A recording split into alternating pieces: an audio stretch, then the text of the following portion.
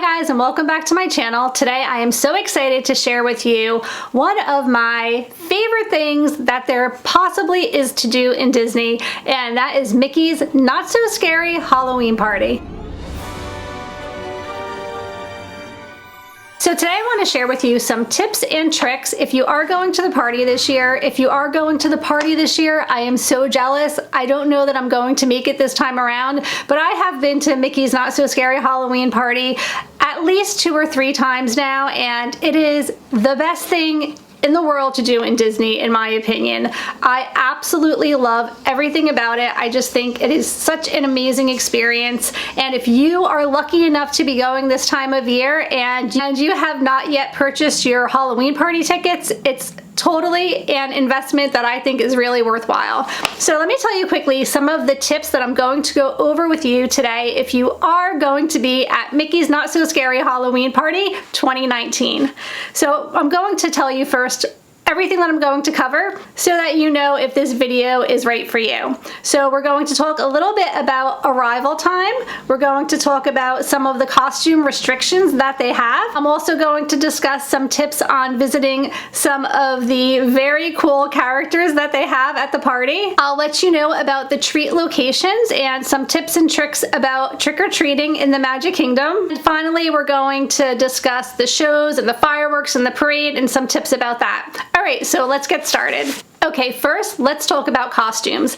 It is so much fun to dress up in Disney World, and many of us want to dress up like our favorite Disney character, whether it be a Disney princess or Mickey and Minnie, whatever the case may be. When we're going to Mickey's Not So Scary Halloween Party, I would say a good amount of us want to dress up like a Disney character, but there are restrictions. If you are wearing something that Disney thinks is inappropriate or distracting or dangerous, they will not let you come to the party. So be very careful about what you're wearing. I have seen some princess costumes that may not be PG-13, so you really have to be careful in what you're wearing to the party. And it is okay to dress up like your favorite character, but you're not allowed to pose for pictures with other people or sign autographs for them. I have seen some costumes that are absolutely spectacular and could possibly be mistaken for legit Disney characters.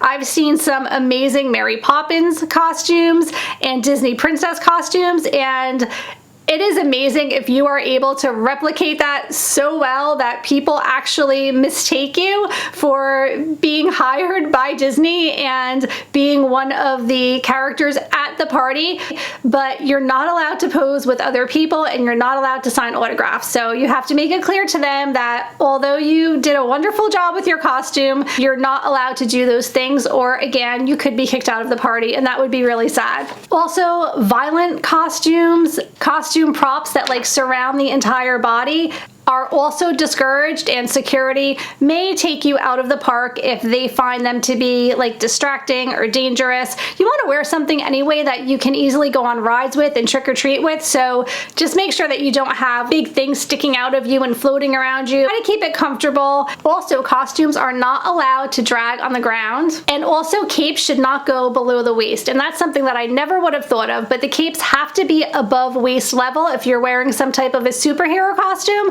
So that's really important to know, because I'm sure a lot of kids are wearing things like that, and I have in the past done like vampire costumes and things of that nature where I did have a really long cape. So just make sure that the cape is above the waist and not going all the way down to the ground, because they may flag you for that as well. And this was an odd one that I was kind of surprised about. Masks and headwear are not allowed. So as far as headwear goes, I'm not sure what exactly they consider to be headwear, because I have certainly seen antennas for little bumblebee costumes, and obviously lots of people wear Mickey and Minnie ears, but I'm thinking if you have like a really big headpiece, something that could obstruct somebody's view maybe of a parade or a show, they may ask you to remove that. And for children that are 13 and under, masks are okay, but you have to be able to see your eyes, and your entire face cannot be covered. So those masks that go like over your head and cover your whole face, they do not allow that as well. And this one is probably a given, but any type of weapon weapons, whether it be fake toy guns or swords or things like that. They really do not want children coming in with anything that can truly be mistaken for a real actual weapon. So let's just keep the toy guns at home to play it safe. Also, the costumes cannot have any sharp or jagged objects within them or attached to them, nothing that can hurt other guests. So just be careful. Check out your kids' costumes and make sure there is nothing that is going to hurt somebody else when they're trying to make their way through the tight crowds, especially during parade times and things like that. Okay, so now we're going to talk about arrival time to the party, because although the party starts at 7 o'clock, you can get in much earlier than 7 o'clock. So you are allowed to start arriving at 4 p.m. and that gives you a few extra hours of just regular park time before the party begins, but you're not allowed to use any fast passes. So you just kind of have to go and get on whatever rides that you can see within that period of time. It's also a great time to grab some dinner, because once the party starts, you're not going to want to slow down to eat. And plus, you're just going to want to have all the candy. Let's be honest, no matter what your age, if you are doing the trick-or-treating in the Magic Kingdom, you're probably going to be looking to snack on some candy. So make sure that you fill your belly nice and early, maybe have an early dinner around 4 o'clock when you get to the park, and then see what rides and attractions you can go on prior to the beginning of the Halloween party. And once you check into the party, you will get like a special wristband just showing that you are part of the Halloween party. There will be checkpoints throughout the park. So especially as it gets closer to 7 o'clock, they're going to start making sure that everyone else is leaving the park. So make sure that you have your wristband readily visible for them to check out, and make sure that you are actually part of the Halloween party so that you can stay and enjoy all of the fun. And about 15 minutes before the party, you're going to want to head over to Liberty Square, because you might be able to catch a glimpse of the Headless Horseman trotting through Liberty Square, and he is, to me, the focal point of the Halloween party. It is just so amazing to see the Headless Horseman trotting down Main Street during the Halloween parade. But if you can head over to Liberty Square a little bit before 7 o'clock, before the actual kickoff of the party, you might be able to see the Headless Horseman there, and that would just be some great photo ops for you to take advantage of. And he will ride over from Liberty Square to Cinderella's castle, so you can follow him, or you can just go somewhere within that route and hope to catch him trotting by, because especially if you're with young children and they've never been to the party before, they will just be totally amazed by the sight of the Headless Horseman. And maybe a little frightened, but that's okay, because it is really cool to see. Okay, let's talk a little bit about candy and trick-or-treating. So Disney will give you bags that you can collect the candy in, but they give you a lot of candy, and depending on how much trick-or-treating you're going to be doing, I know my kids want to hit every location, you might run out of space in your bag. So it's a smart idea to maybe bring a trick-or-treat bag with you, a larger trick-or-treating bag, and make sure that you have enough space for all of the candy, because you're going to want to get all that candy, as much as you possibly can, maybe, if you have kids. I care less about the candy. Well, I shouldn't say I care less about it, because I care a little bit about it. I do want some candy at the party, but I don't spend my entire night doing that. I'll go to a couple of places, get my fill, and then I'll carry on with doing more fun things that you can only do at the party that are amazing. And also make sure that when you bring your candy home, because there's no way you're going to eat it all during your trip, because they do give you so much if you're doing a lot of trick-or-treating, you need to bring that home on your checked-in bag if you're flying. So just make sure that you have it in your luggage and it's already checked in, and you don't have a massive bag of candy with you when you're getting on the plane, because they might take it away, and we don't want that. All right, so let me tell you quickly where the candy locations are. So at Main Street USA, you can find candy at the Town Square Theater, and that is also very important, the Allergy Friendly Center. And this is something that I have to worry about with my family, because I have 2 children that have both peanut and tree nut allergies. So if you go over to that center, they will give you candy that is safe. And then on Market Street, where the party entrance will officially open at 8 p.m. Also, if you head over to Adventureland, you can find candy at Tartugo Canteen, and you can also find it at the Jungle Cruise. In Frontierland, you can find a candy station over at Splash Mountain and also at the Country Bear Jamboree, and usually they have the bears like dancing and walking around, which is really fun, and at Big Thunder Mountain by Miners Cove. And then we're off to Liberty Square, where they have another allergy-friendly candy station for those of you with allergies, and they have that at the Liberty Square ticket office, and then they have another candy station at the Diamond Horseshoe. And then we're going to head over to Fantasyland, where you can find candy at the Pinocchio Village House, at Mickey's PhilharMagic, at Ariel's Grotto, and at the Walt Disney World Railroad Station. So there are lots and lots of places, as you can see, that have candy. All right, let me tell you a few more. In Tomorrowland, at Monsters Inc. Laugh Floor, at Cosmic Rays Starlight Cafe, and at Walt Disney's Carousel of Progress. Whew, okay, so that's a lot of candy. So those are all of the places that you can go trick-or-treating in the Magic Kingdom. But let me tell you, do not spend your entire night getting candy, and do not spend your entire night going on rides, because there are some amazing parties and parades and things to do and see. So let's talk about that. So of course we have the Boo to You parade, which, aside from the electrical parade that they used to have, the Main Street Electric Parade, the Halloween Boo to You parade is my favorite thing in the world. So for that reason, you guys have to see it. Please don't miss the parade. It is just so cool. At this parade, you will see the ghost from the Haunted Mansion. You will see the Headless Horseman, Disney characters in full costume. It's just so amazing. And there are 2 show times for the parade. They have a 9:15 parade and an 11:15 parade, but here's the deal. If you're expecting bad weather, definitely go to the earlier parade in the event that the later parade is canceled, because that would just be awful if you missed it. But if the weather is looking good, I would highly recommend going to the later parade, because it will be way less crowded, because a lot of the younger children just don't make it that long. And if you're a huge fan like I am, go to both parades because it's just such a cool thing to see. And then you have some shows that are so worth taking the time to check out.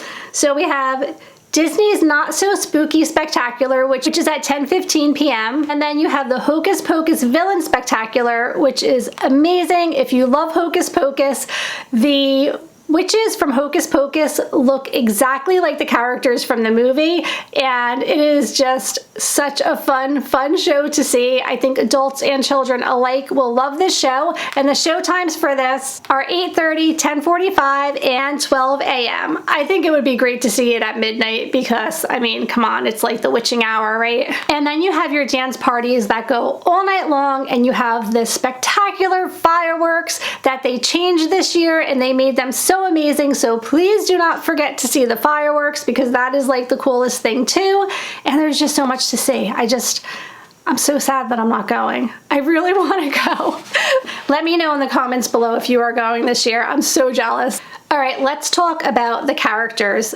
Here's the thing with the characters. They are usually fully dressed in Halloween costume, and it is such a unique and fun thing to do, but it is a huge time commitment. So as much as I want to see Jack and Sally every time I go to the Halloween party, I look at that 2-hour wait and I don't want to invest all of my time doing that. So if you're going to see the characters, or you have a specific character that you really want to see, or your children are really excited to see, try to do it first thing. And I would say get online before the party even begins, and you will likely already see lines building up at different locations for different characters. And probably the most popular character is Jack Skellington and Sally. And let me just let you know right off the bat where they're going to be at. So they're going to be at the Town Square Theater, and Mickey Mouse is also going to be at the Town Square Theater. So if you want to see both of them, you should head right over to the Town Square Theater and make sure that you get those photos done right at the beginning of the night so that you can go and enjoy your time in other places. But let me tell you some of the other locations and characters that they're going to be having this year. So in Tomorrowland, you're going to have Stitch dressed up in his Elvis costume, which is really fun. And Lotso is also going to be in Tomorrowland. So he would be a fun one to see. I have never done a meet and greet with Lotso. I wonder if he smells like berries. I wonder if he has like that scented costume thing going on. That would be pretty cool. And then in Adventureland, you have Tarzan and Jane. You have Moana, Jasmine, Jafar, Captain Jack Sparrow. That's another fun one to see for Halloween. You also have Aladdin and Abu and the Genie. So a lot of fun things going on over there. All right, Fantasyland. There are a lot of characters in Fantasyland, so I'm just gonna have to read it straight up from my list here. All right, here we go. We have Anastasia and Drizella. Awesome characters to meet, by the way. Seven Dwarfs, Rapunzel, Queen of Hearts, Alice, Tweedledee, Tweedledum, the Mad Hatter. I have met them before at the Halloween party, and they were also really, really fun. Some great interactions with Alice and the Mad Hatter. Pooh, Eeyore, Piglet, and Tigger, and they're all dressed in Halloween costumes. Minnie Mouse, dressed in a Halloween costume as well. You have Belle and Gaston. You have Ariel and Eric. Daisy Duck, Goofy, Donald Duck, Cinderella, Cruella de Vil, that's another good one, Princess Tiana, and Princess Elena. Wow, that's a lot of characters. They are all out for Halloween night. They are, almost all of them, dressed in full Halloween costume and so much fun to see. And even though I said to not waste too much time on candy and rides, if there's one ride that you should go on during the Halloween party, can you guess what it would be? Definitely the Haunted Mansion.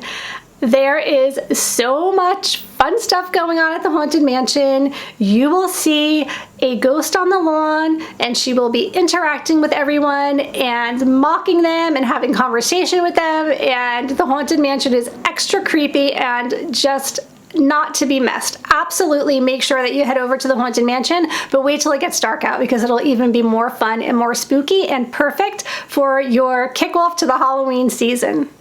So I hope that you guys enjoyed this video. Hopefully it was helpful to you if you're headed to the Halloween party this year. Thank you so much for watching. If you haven't subscribed, I'd love to have you go ahead and hit that subscribe button. Please hit the bell notification up top so that I can notify you every time I share a new and fun video. If you enjoyed this video, please give it a thumbs up. And thank you so much for watching. I will see you next time. Take care. Bye.